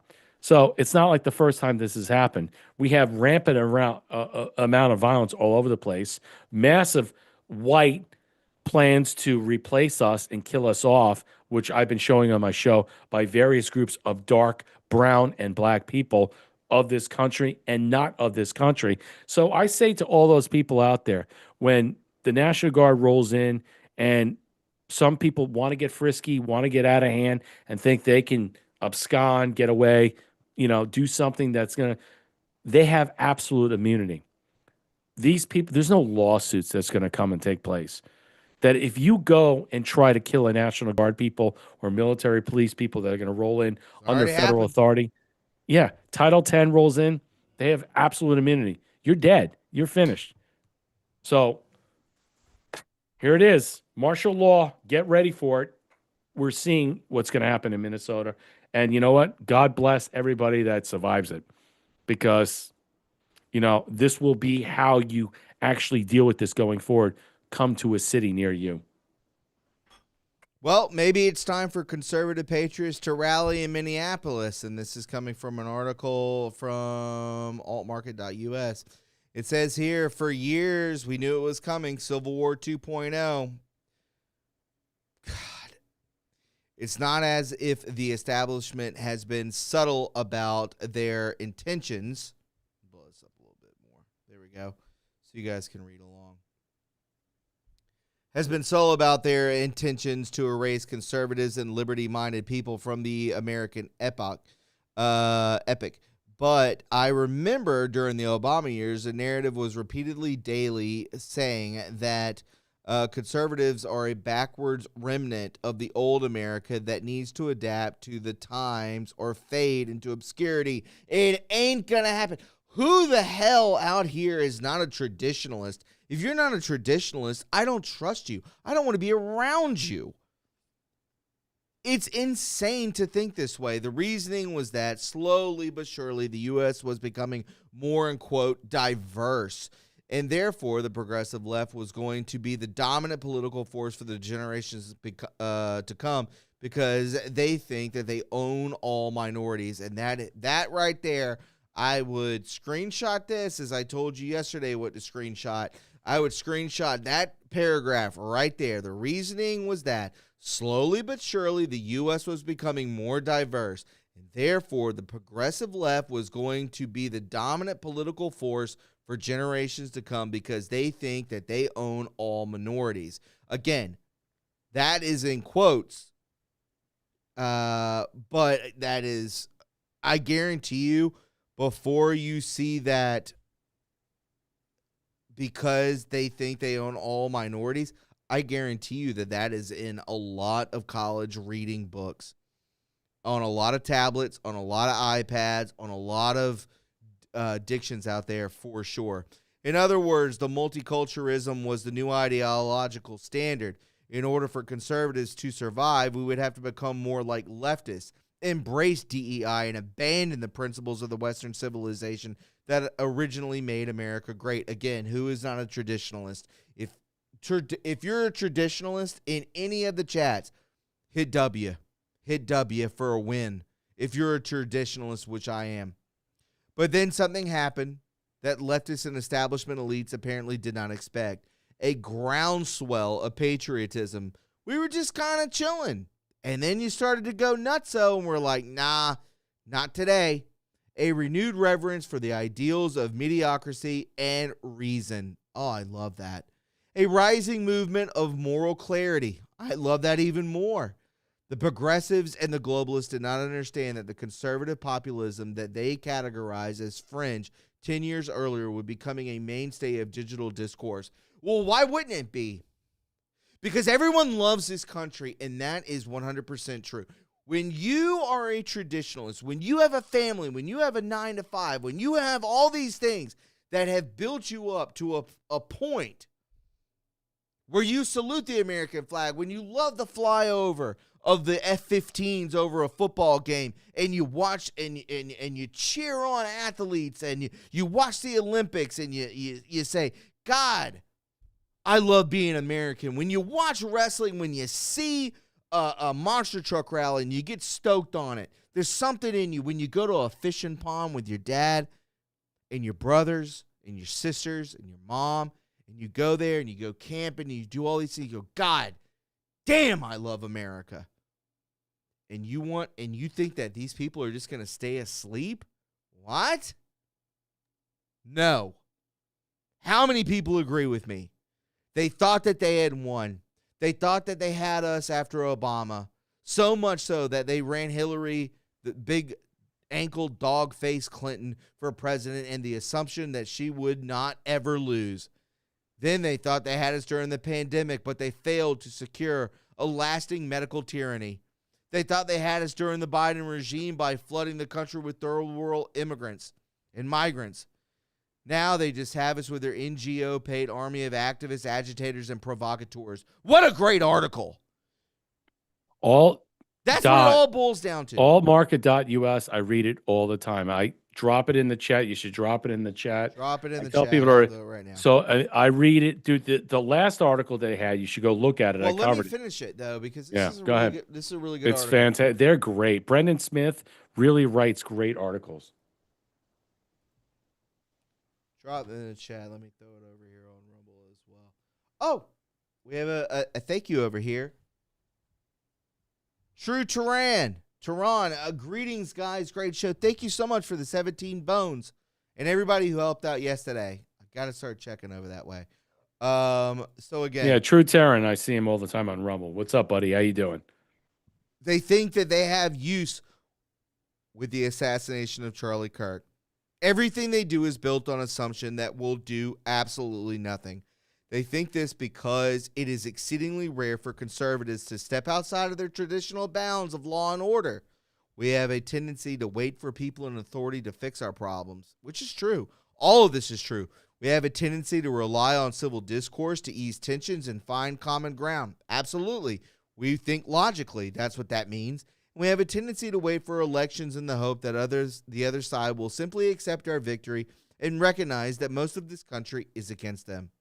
This is clearly not going to happen. First, because leftists always double down. They are ideological zealots who thirst for power, and they will do anything to achieve it. Morals and logic have no value for them. Second, globalist NGOs continue to fund and train these activists in greater and greater numbers. I have heard it argued that we need to, in quote, stop calling the activists paid protesters because this diminishes the fact that they are crazed ideologues and true believers. I disagree. And we talked about this yesterday, if you don't remember, that they don't worship God. This activist, this lawyer, this black woman that was in there saying that, oh, I'm a follower of Jesus, and what they are doing is absolutely non-Christian. Listen, the only thing that you worship is your party. You don't worship the God Almighty at all. A higher power. You worship your party, your ideologues. Yes, they are lunatics, and yes, they are true believers, but they are not able to sustain their mob actions without a steady aid of NGOs feeding them cash, legal help, and training. These people are taking their orders from someone that are not an organic movement. Told you, I already knew this. We all know this. In past articles, I've tried to plead with conservatives. These activists are not sincere fellow citizens engaging in legitimate protests. They are not. They are a mercenary army paid to go to war. Facts. I'll say it once again. We are at war. We need to start acting like it. The organization of conservative movements is perhaps one of the most difficult tasks on the planet. And to be clear, I've tried it on a small scale in the past, and it's not easy to get conservatives to commit. That said, I'm not a joiner either. And if I do something, I usually prefer to do it alone. I suspect most conservatives are the same, and I understand the reason why getting patriots to show up en masse is like herding cats. Conservatives have lives. We have families. Yes, families we actually care about. We have real jobs, and most of us don't see civil protests as an, in quote, career. We also have a tendency to distrust anyone trying to hard to organize us. We are, for lack of a better word, paranoid. Then there's the people I would call crabs in a bucket. The fake conservatives, the fraud influencers, the big talkers who have found their niche grifting their name of patriotism. But then the moment comes that action and risk are required. They try to pull everyone back down into the bucket of apathy, which is so true. I'll leave you with this. What I pledge is that I bet there will be, at the front line of this, to face off against the leftist mob. I will drive from Montana to Minnesota or anywhere else, and I will happily meet with caravans of patriots on the way. With my defense background, I can help train counter-protesters to fight back if needed. With my extensive radio experience, I can help to set up secure communications. I will do whatever I am able. If we do this, we get prepared, and we'll do it right. I think there are millions of conservatives out there who feel the same way I do.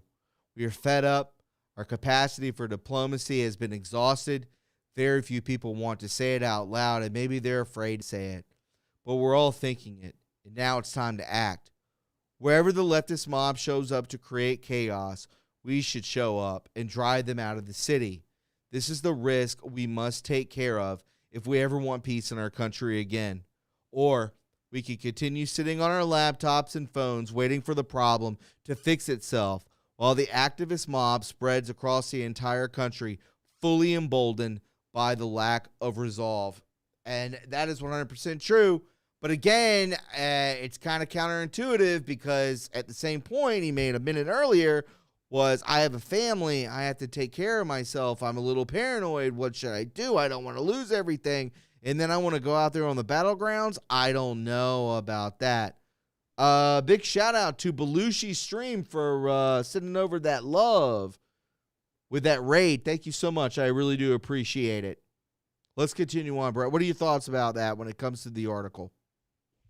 Yes, I read altmarket.us all the time. I'm familiar with this article quite well, and I'll say, good men do nothing, monsters win wars. And I'll repeat, become the fucking monster or watch America die. We're going to have to save America. And look, let's be clear. In order to save America, we're going to have to become tyrants ourselves that we despise. That's it. That's the bottom line. Because that's how it's going to appear. That's how they're going to project it in the media. And the media is going to be taken down because they're the propagandist arm of this insurrection. And, why do people repeat military is the only way, and yet bitch and moan that Title 10 under federal law or USMJ law happens is problematic. But when we describe them is or how they're going to be perceived, they often get kind of flexed. They get flummoxed in some way. Look, what I'll say to everybody out there, it's going to be hard. It's going to be tough. It's going to be difficult. We've had a civil war in this country. We had American Revolution. We have 60s riots. We have all this stuff. We haven't seen anything that's going to take place. It will be swift, absolute, and profound. Don't back off. Don't succumb to the black pillars. Don't be pulled back into the water to be drowned, to be rebaptized under the black pill notion that everything that you were told doesn't matter and it's not happening. Just because you don't see it doesn't mean it's not real. And the fact is, in some way, a lot of this stuff, has it's been done and how it's being facilitated, you will see finally, once and for all, what the outcome will be. The subpoenas have been given.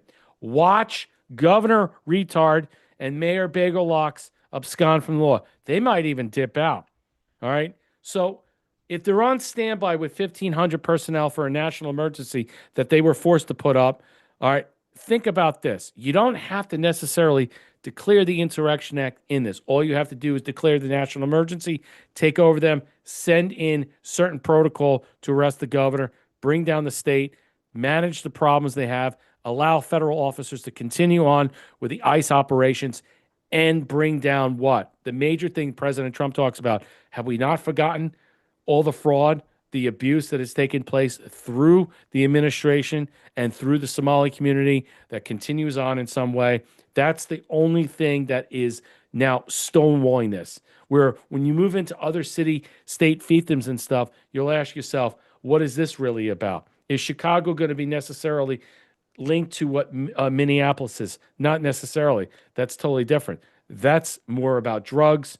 That's more about cartels. That's more about other different things. But I would argue that there are many states, I'd say the 16 states in the union right now, that are controlled by cartel or operational control that are allowing this type of criminality to be descended on. Minneapolis is now going to be used as the target. This is how it's going to be done. And then the Insurrection Act will be used thereafter as this spreads all the way out in a linear path. And look, the closer we get to the election, if we have one, I don't know, many people are put out there, do we deserve an election, knowing full well that the Minnesota fraud, the Somalian fraud, is tied to the 2020 stolen election. If we get to that point, Tom, I have to tell you right now, how do we have an election that we don't have control of?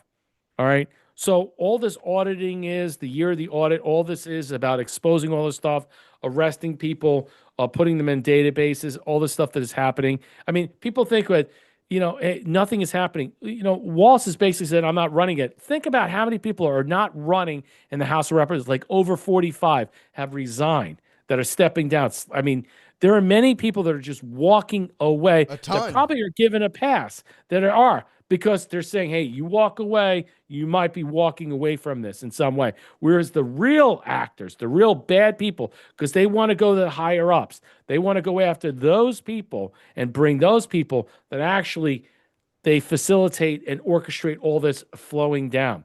So we have to be careful about what we say. To say that the Justice Department is not doing anything is ludicrous, because you're focused on what? You're focused on the Epstein files. The Epstein files is part of a massive international crime syndicate that really goes beyond beyond anything that you can possibly imagine, that has been probably been instituted since the 70s and 80s, since he's been around. He's just the puppet of all this stuff. The actual facilitation of the arms trafficking, the escort services, all these different operations are what? Are connected to the people that were involved, that were being blackmailed and controlled, and they're giving a pass in some way. So if they give up the information, they will be allowed and afforded to walk away, while simultaneously the bigger names are going to be held accountable, or the bigger state actors. If you think that the NGOs, Soros and all these other people that are involved with what's going on in the instability of the United States to allow this stuff, it's bigger than that, ladies and gentlemen. Just if you are taking money from a foreign actor, you should lose your citizenship. You are now a subversive, a seditious, and you may be even constituted as a traitor. Now, the question is, will you be given the affordability to pass on that if you give up the goods, you give up all this stuff, serve your time, and then what? Go through a process of being what? Rebranded? It's possible. I don't think everybody that's on the street of Minnesota or many of these other people will fall into that same type of entrail. But the bigger names will be exploited and exposed. And if you are, shame on you. And you know what? I don't know how the rehabilitation works for you, because the rest of us that are American citizens that love this country, that are not taking money from foreign actors, that are not being bribed or cajoled to be involved, to do all these things, well, then these people deserve where they go. And I think in some way we know where they're going to go.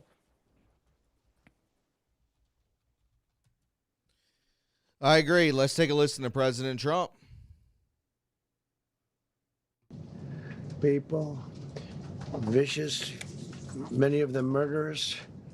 These are all out of Minnesota, just Minnesota. I say, why don't you talk about that more?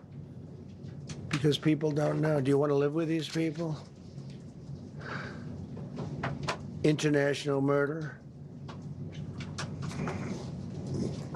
These are people that are living, they're apprehended and either put in jails in their country from where they came, or the countries respect us, and so they actually put them there. In the old days, they didn't respect our country. Biden wouldn't do this because he let them all in. You know, if you didn't have open border policies of Biden, none of this, all of the things that all of the time that we spend talking about Minnesota and everything else, most of them are coming from out of the country.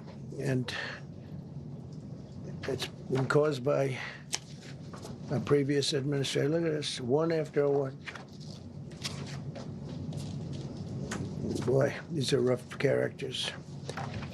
These are all criminal, illegal aliens that, in many cases, they're murderers, they're drug lords, drug dealers. They're the mentally insane. There's some of them who are brutal killers. They're mentally insane. They're killers, but they're insane. These are just in Minnesota. In California, it's worse. In other states, it's worse. No, Minnesota, the crime is incredible. The financial crimes are incredible. And the problem is because of the agitators and insurrectionists, whatever you want, trouble.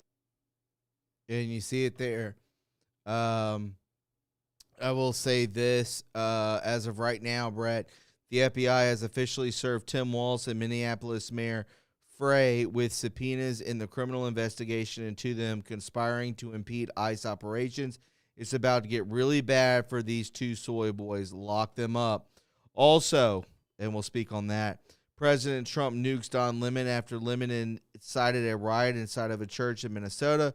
Don Lemon is a loser, a lightweight. I saw him walking in that church. It was terrible. I have such respect for that pastor. So calm and nice. He was accosted. So again, and also this, Congress has launched an investigation into Ilhan Omar's net worth, reported at $30 million. So you have Tim Walz and Mayor Frey and also Ilhan Omar under investigation right now as we speak is taking place. are the fucking arrests? Yeah. Well, look, they just dropped. So you think things are pending? I mean, I would say it's just a matter of time. Sure. Elon Omar is tied to this, so that investigation going on about her has been a long time. How she's tied to Waltz and the criminal enterprise from the state of Minnesota to the House of Representatives, that's going to be big. That's what they're tying together and stuff. I mean, PAC money that's going here. How about the $35 million that were raised when he was selected as the VP nominee for Kamala Harris, where that automatically, organically just came out within a month or two after he was selected. That is another thing. And Kamala Harris is going to be brought into this, all right, because her PAC, all right, that was created to run for president back in 24, well, she's going to be under criminal indictment too. She just bought an $8 million home that now that PAC is now, let's just say, bankrupt or whatever, did some of that laundered money from taxpayer dollars go to afford her home? I would say that everything that you're seeing right now that's on the ground, whether it's a camouflage, a red hailing, a camouflage, or a smokescreen per se, these people will be arrested. We will see this live. They will step down and they will have to answer for the crimes they have. I think in some way, Elon Omar is going to have to resign. The question is, when is she going to do it? After these two are arrested, I think it's all going to be a symptom of a whole conglomerate, and we're going to find out very soon. But yeah, a lot of people like nothing's happening, nothing's going on and stuff, but these things are happening. The question is, it's about timing. You know, people are like, well, the Insurrection Act order's already been given. It's now about when. Yes, but it doesn't mean it's when now. All right? What is the governor going to do? What is the mayor going to do? Are they going to answer these subpoenas?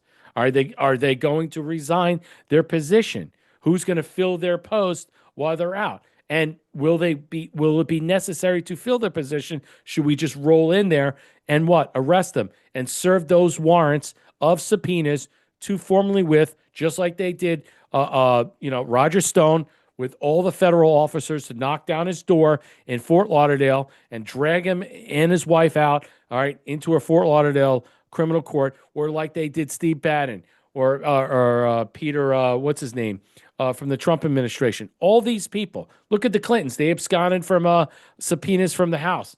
They're all going to be facing the same type of scenario in some way. And for anybody to say, well, give them quarter and stuff they deserve nothing. Zero. They are under the same type of rules we are. Why do they get a pass? So yes, if you're going to serve federal warrants for their arrest, go and do it. But if you have to bring in military troops, National Guard, to defend this, because let's see how this goes. Well, I think they're going to serve it under the law as it's pertained and see what happens, because if they are impeded and obstructed the same way with ICE going to the governor's house or the mayor's mansion per se, let's see what happens with that. Because if that happens, look out. Because what I just saw this weekend, there's no doubt about it. The violence has uptick. I'm just shocked they're not burning down anything right now. And I think maybe they were told, if you do that. Yeah, they were given orders. They were given orders. Don't do this. They were told specifically to what? Go after anybody that looked like ICE. Go into all these different facilities and institutions, but don't burn down businesses, because you will look really bad. But yet you went into a church, but no one cares. It's like I said, that you think this queer faggot pole smoker called Don Lemon would walk into a Black Baptist church in Gainesville, Florida. No way. He'd get his ass pummeled. All right. Why didn't he go into a mosque or a temple? Because he'd get his ass pummeled or shot. The idea in some way that these people can abscond from the law and think they can get away with it is no more. The subpoenas have dropped. So, yeah, it's a matter about sending the marshals out there and arresting these people. The question is, will they surrender on their own? They will give them an opportunity to do so, or will they be forced to surrender not by their own? I just got an update on my phone just now. Nobody really cares if you're not in South Carolina, but I was talking to Brett offline, and we all know what took place with Helene, whether you were in Florida, South Carolina, Georgia, Arkansas, Tennessee, Kentucky, North Carolina. I think this is the next thing coming. I will say this: Saturday morning, 5 inches of snow. I'm not. I mean, I'm 30 Are you minutes. saying this Saturday that you're reading this? This Friday? Yeah, I'm Friday looking going at into Saturday, 3 to 5 inches of snow. Okay. Okay, that's during the Wow. day. So we'll just say 4 inches, Mhm. right? The next night, or that night, 6 to 8 inches of snow. So we'll go in the middle and say 7. That's 11 inches of snow. Right. Sunday during the day, another 1 to 3 inches of snow. So we'll say 2. That's 13 inches of snow. And that night, another accumulation of 1 to 3 inches, another 2. That is 15 inches of snow Holy. In South Carolina? in South Carolina. Holy shit! Because like I'm looking at the temperatures they're saying right here in Tampa. I know we're going to be cold for the next, 2 days, 3 days, but because it dropped down to the 30s. I mean, it snowed in Pensacola Beach, ladies and gentlemen. It snowed. What Gigby? I think it was Gimby or Gimby. They're actually the actual snow landed and collected. It didn't melt. That's crazy. So yeah, Friday, Saturday, and Sunday, we're in the 80s, but Monday it drops again, bitterly cold. I mean, today it's going to drop to the 40s.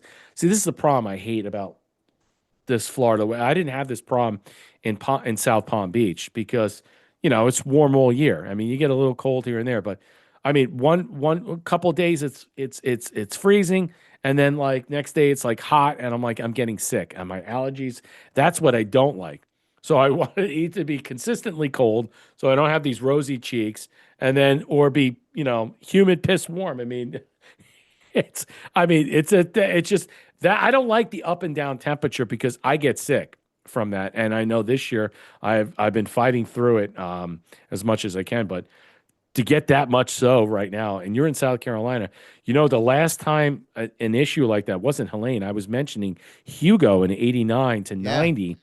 That was the last time before the LA riots in 92 that George Herbert Walker Bush issued the Insurrection Act to maintain law and order for the Virgin Islands because they were in chaos because the whole government collapsed because of Hugo. And if you look that up, you'll understand that was his first proclamation of the Insurrection Act during his 4-year term. The second one was the LA riots, Thomas, which I thought was interesting that you're bringing that up and mentioning Helene and then similar scenarios of something that's going to be, look, I think this winter snow that's going to be prevailing, it'll be great cover to do a lot of different things that they're going to bring in certain types of groups from Alaska that are trained in these operations. What say you? Yeah, I think so as well. I think they're prepared. I was looking at a lot of videos where they were working in the snow, doing operations in the snow, kind of practices, if you will, to go ahead and tackle what maybe some National Guardsmen or paratroopers or people with quote-unquote live rounds, not paintball guns, are going to go into something that maybe they haven't experienced before. Because they're probably training in Fort Bragg. They're probably training in other Texas, Arizona, these places, North Carolina. They're not ready to experience a lot of this. But this is concerning. I mean, the high for Sunday is 22 degrees. The low is 11.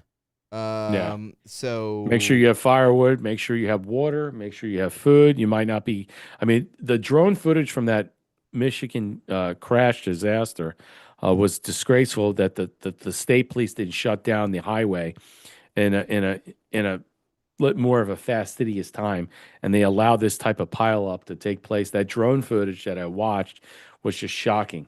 40 people are dead because of that. I mean, again, that's criminal. That's part of the state, like, just not doing their job. Hey, take a write-up. Don't go to work.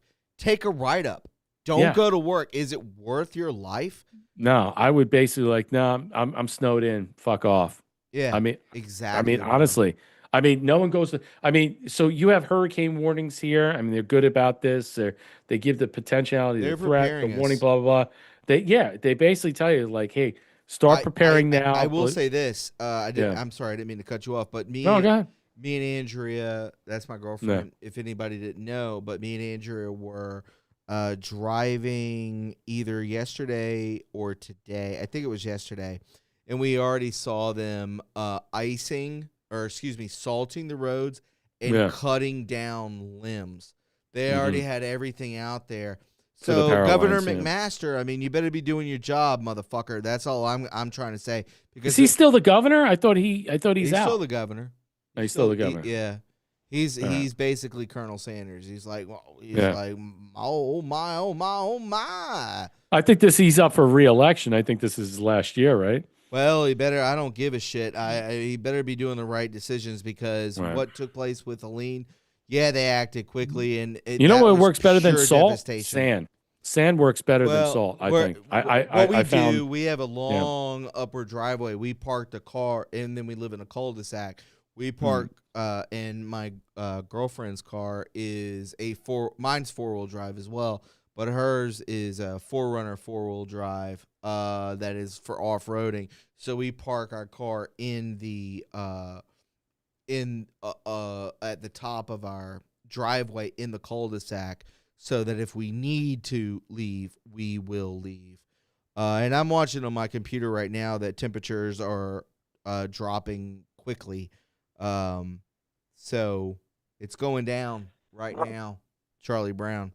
Just that's crazy, man. 100%. I mean, seriously. I mean, you get caught in a blizzard. Well, we went through one about 3. What do you want to be in, a hurricane or a blizzard? Oh, blizzard. What exactly? Why is that? Well, because I do not want. There's no ice, which they pull the ice back, which is good because we have giant oak trees all around our house, and we don't want that to happen, and we don't want the power to go out. But we have plenty of firewood. We have plenty of everything. Again, this is taking place Saturday, Sunday. So we should be gravy. You ever see those YouTube videos where the guy takes a propane tank, it makes a whole thing, and he's got a flamethrower. He connects this piece to it. I have, and then he lights it up and he melts his own property Steve down. Willis. Is that him, dude? It's badass, man. I was like, dude, he takes a propane tank, connects this thing. No way would I trust that. No way, I would explode. And you can see the shitter's full, and Thomas is walking around with a beer, holding this. No, you do the classic firewalk in movies. This. Yeah, exactly. Yeah, that's the firewalk. Don't want anything flammable. That's the first thing, and I'm like, well, everything is flammable. I mean, especially if it's cotton based. I mean, it's just like. Oh, let's not get into cotton. I'm just kidding. Yeah, in South Carolina, yeah, we don't want to say that. Yeah, we don't want to get into cotton. The Minnesotans might come and knock on your door and start bitching. Exactly. Well, let's get into this. Native Greenlanders reveal horrors under Danish rule, including years of forced. Can you even believe this? Forced sterilization and removal of children. Oh, that reminds me of something. The way that I look at the world, I say United States number 1, probably Japan number 2. Japan is absolutely beautiful, but guess what? They're completely overturned by feminists, and their population, it is not what it ever was due to feminism. They do not want to have sex with their men. President Trump has said since early in his second term as U.S. president that he wants to purchase Greenland, the strategic landmass, from Denmark.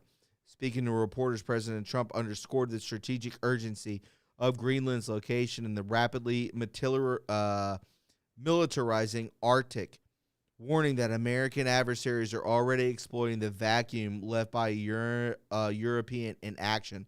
I will say this about Greenland, President Trump said. We need Greenland from the standpoint of a national security. It's so strategic right now. Greenland is covered with Russian and Chinese ships all over the place. Trump said Denmark is not going to be able to do it. I can tell you that. Let's get into NATO. So again, thoughts on NATO? It is time to disband. I don't want any part of this, and I know you don't either. Let's go.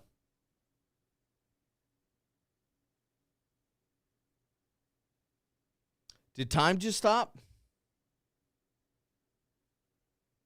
Are you asking me the question? Or are you going to play a Yes. video? No. Oh, I I'm was sorry. just I'm like, reading you didn't. reading I it. thought you were going to play. No, and yeah, I so, said thoughts on no, NATO. as It's NATO, time to when you think disband. about it right now, he's in Davos right now. What is taking place? What is being facilitated and orchestrated? He's bringing a contingent team up there. He's resetting the new world order about how it's going to be. He's letting NATO know we're no longer going to be a part of this, because even though on paper that the Senate sets these types of things up of the United States, that they're the only ones that can vote on walking away from NATO. They're not going to do it. You need a 60 vote count on that. That's 2/3. But on paper, is it possible that we can walk away without paying them much further? Yeah, we can basically bankrupt them. We can start moving our military partitions out of there and stuff. I think at some week we tariff them to death, which he's talking to France and all these other countries. We'll tariff you 100%, 200%. We'll make sure your cheese is $500 to buy Your in America. I wine. love it. And I love it. Your wine, 1,000. I mean, basically, he'll bankrupt them. And I think in some way that when you really look at it, that it's the center of everything. Greenland, Trump has made it clear the U.S. is moving toward to claim full operational and territorial control of Greenland. Not through background negotiation, but through international consensus, through strategic enforcement. The region is rich in rare earth minerals, military installations, Arctic energy corridors, and classified deep underground structures that have already been tied to Cold War post 9/11 intelligence operations that we have now quietly reactivated over the last 12 months and under direct U.S. military authority. Trump is not asking permission. He's asserting his direction, the energy shift that has begun. President Trump is basically retooling Tool, which is called now BIFIC Air Force Base, that the alignment that is taking place is that he's basically saying structurally that, look, here's how we're going to do this. All right. Now, if you want us to be a part of NATO, these are the contingencies that we're going to force upon you, because you have not. You have been derelict of duty. You owe us billions, maybe even trillions of dollars of the money that we have now put in since the 50s of creating this national Atlantic Treaty Organization that has done nothing but spuriously destroyed economically, financially undercut us. There is no Russian threat, only thing that they have created themselves. And if we were to walk away from Ukraine, they would be left holding the bag. And it's quite possible that there are so many different types of economic, let's just say, fail-safes that we're going to walk through, and I think pierce through and to force them. That's why he's there at Davos with a 300 contingent team basically showing this is how we're restructuring everything. We're going to be the lead dominant, let's just say, purveyor and player in this market. We're going to tell you how it's done. We're going to tell you why we need Greenland. We're not going to tell you what you need to do. We're going to tell you how it's going to be done. I think that's the facilitation that President Trump is going to do. Listen to this. The energy shift that has begun. U.S. teams are meeting with private energy producers to begin carving out new routes for the resource movement through Greenland, bypassing traditional EU-controlled corridors. Everything is about EU-controlled. It's not NATO. Multiple reports indicate Arctic energy infrastructures will be brought under direct American management as the ice melts. Very soon, we're going to start to see the ice wall and the Arctic areas turn green. You know, the idea that Iceland is green and Greenland is ice. Yes, and that's the joke. But the idea is that this whole thing, infrastructure, that's why we're buying up stuff right now from Norway and Finland and saying to buy these ice structures in some way. We're reestablishing trade routes per se. We already have a foothold. Now, the Netherlands, Denmark, they've put more troops in there. They're saying blah, blah, blah to get ready for something that's coming. Are they looking to cover this up? Is this all a facade? Is this all a red herring? Absolutely. All this stuff is a demonstration. We're not going to war with NATO. We're not going to attack this and that. What we are is that we're operational. We're going to start to see more players become bid players, and they're going to be forced to succumb to our will. Several WEF connected mining firms with operations in Greenland have had their accounts flagged. One source connected to the Trump team said it would not stop at mining. Full energy control and digital and rerouting are a part of the plan. A private security audit is underway on European installations. They're there to blockade this. That's why the recon is going on, built on the Greenland soil. The audit is led by contractors formerly employed by U.S. Cyber Command. There are very large mining operations that are going on there that have zinc and uranium, all right, that are taking place, that are being reactivated, that have been going on for a long time. That they are what? Taking out and parsing. And so they want to cover this up. But American, let's just say recon forces and other people have been, let's just say, observing this. So now they're going to be what? They're going to be put on blast. And maybe are they selling this uranium to foreign actors, all right, for what? A profit. What do we find out? France or maybe these EU, certain investors sold some of that uranium to go to Iran, to go to Korea, go to other places. They don't want that out. They don't want that out, ladies and gentlemen. And that's what you're about to see. The global markets are not confused. They are reacting to realignment. Resource futures are moving. European mining stocks are falling. The stock market was down 900 points today. I don't know what it finished at this point.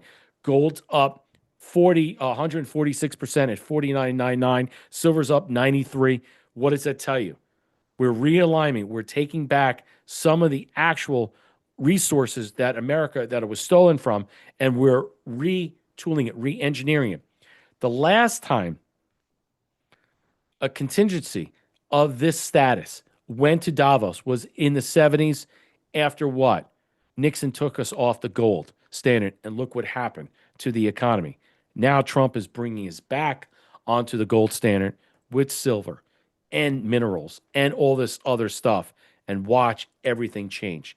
He is now taking the reins of redistributing wealth through the hemispheric and the hegemonic regions throughout Eastern Europe, the United States, South America, North America, which is really, realistically, when you think about Canada and Greenland, that's the expansionism of the Dunno doctrine, the Donroe doctrine, as they're calling it right now. It's no longer being called Monroe because the Donroe doctrine will supersede and facilitate and orchestrate the takeover, I believe, of elements of Canada and Greenland. Yes, it is going to happen, and there's not going to be a choice of this. I mean, the United States has basically told China and Russia, stay out of it. The question is, what are they going to do? Are they going to supersede, and knowing full well that if they get involved in this in some way, NATO might activate. You need NATO to be deactivated, so stay out of this. Disband. We separate ourselves from it. Don't pay them. Don't pay them. I will. I'm going to ask you this. You'll probably say no. I know you have a show tomorrow. Yeah. I have two things that we could pre-record. Mm-hmm. 2 articles that we can this is what I was talking to you about earlier. Yeah. About a week ago. Mm-hmm. If you wanted to pre-record with me tomorrow, you don't have to. I could do it by myself. Just to get it out there. I have yet to see anyone talk about this thus far. We could do a 35-minute podcast and be done with it, or I could do it by myself. It's up to you. I know you got your show. Let me know. Hit me up because I got to get going. I'm definitely going to do it. So I'm just letting you know. I did stumble across some information. It's 10 days old. I kind of waited for a lot of other podcasters to talk about it. Mm-hmm. I have not seen anyone else speak upon this. So it's very interesting. Yeah, text me what it is, and then I'll get back to you. That sounds good. All right. Well, when it comes to Greenland, listen, we have to take it because it's strategic, it's precise, and we have to do it. It's already been done. This is all this stuff is. I think it has been done. Theatrical. For sure. But when, all this stuff is when all, I show can't you let the what I people know. found, I think you're going to be like, "Oh my God! Like this is way different than what I thought it was going to be," and it's very, very interesting. And it was certainly silenced, and I'm just glad it's still up on the internet right now. I will not tell anybody, but look forward to that. No live tomorrow, just a regular podcast, and then I'm going to have to get ready for what's coming to South Carolina on Friday. Friday is my girlfriend's birthday, so I will be taking her to dinner, and then I will be battling through the winter storm. So tomorrow I'll be dropping a podcast. Get stoked on that. I might go live for Thursday for just a little while, just to say what's up and hello. But Brett, I truly appreciate you coming on and showing that love and all that support. And every Tuesday, baby. That's what I say. I love it. You got it. No problem. Copybook Student 412 on YouTube. Great show, guys. Thank you. I've seen this on Thank you, Trump friend. Wednesday. Great show. I'm glad you guys like it. Yeah, we're back. We're back. So peanut butter and jelly is, I'm told, that's what we're called. Oh, Peanut I butter love and that. jelly. That's great. That's what Thea told me, that we're peanut butter and jelly. I love that. I don't know if I like it or not, but I'll accept it, you know. I love peanut butter and jelly. I as long kind as of it's- like the Blues Brothers, but I mean, that's already been taken, so. Well, guys, I want to thank everybody out there for tuning in. I also want to say thank you to TRUreporting for the 17 bones over on Rumble. Everybody who tuned in here today. Again, you can hit up # stream donations. Hit that up. Stream donation 17, # stream donation 17, and you can help out the Cash App. Please do that. I had not checked it, so hit that up. If you're on YouTube, really would appreciate it. We only hit 3,000 gold pills, but I get it. There's a lot of inconsistencies, but that's due to what's going on with my family. It's going to continue to happen, but please don't lose faith in this channel, because I love you guys very much, and a lot of you have been here since the beginning, and this is going on since January 1st of this year. 9 years I've been doing this. So that's absolutely crazy. We love you very much. Brett, where can they find you, my friend? You can find me on Telegram. We are Rise Free. I'm on Truth Social. We are Rise. I'm on Brett C. Collins at We Are Rise. On X. I'm on Rumble. We Are Rise. Where else am I on? I'm on something else. Oh, I'm on Getter at We Are Rise as well. I like Getter. Actually, there's a lot of good content on Getter and stuff that if you want to bifurcate X and stuff, because X is just a pillow fight. I think it's a gay pillow fight a lot of these days about black pillars versus everybody else. But Getter's pretty good. Sign up on there and stuff. But hit me on Telegram. All my stuff comes out on Telegram. I mean, it's out there. You can sign up and We Are Rise Free. Everything that I put out, that I cover, that you'll see, that I break down, always on my shows there. Thanks again, Tom. Yeah, brother. Thank you for coming on. Thanks to everybody for showing up and hanging out. 2 great shows in a row. Please share the stream. Please hit that like button. YouTube, I can see when you do it. Hit the heart right now. Everybody hit the heart if you're watching, because I could see it. And I really do appreciate it. Everybody who donated on Pill, thank you very much. Everybody on Rumble, thanks for tuning in. We love you very much. I'll be back tomorrow, possibly with Brett. I'm going to send him some stuff. And, yeah, that's what we'll do from there. Maybe he'll be here tomorrow. Maybe he won't. But it's going to be a hell of a pre-recording show, I can tell you that. I've been holding off on this for 10 days just to show you guys some love. Take care of yourselves. Be safe out there. Anybody in the way of this winter storm, get ready, get prepared, get ready to go. We don't want anything to happen to our great friends and family and our fellow patriots. We love you very much. Take care of yourselves, and just know that in the end, God wins. Take care. Peace. Good night.